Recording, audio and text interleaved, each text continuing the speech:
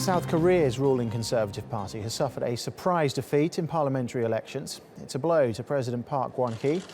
She's blamed a deadlocked Legislative Assembly for slowing down her attempts to boost the sluggish economy.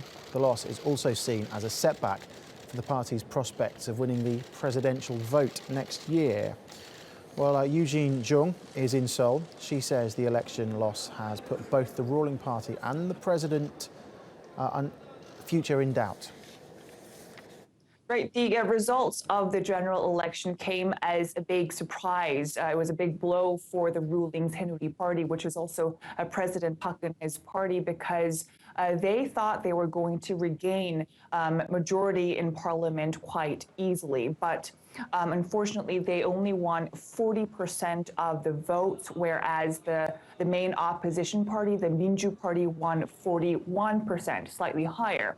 The reason this general election was important for South Korea is because it helps us get a better understanding of public sentiment in the presidential race that is to come next year in December 2017.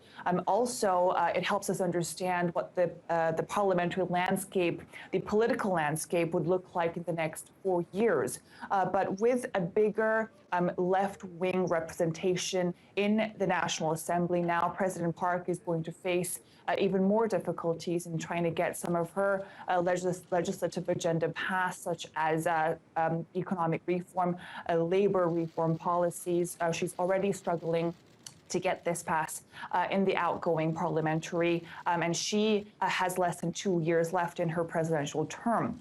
Also, not only that, but the ruling Untitled Party will now have to search harder, work harder to find a suitable presidential candidate to win back the public sentiment before the presidential race begins next year.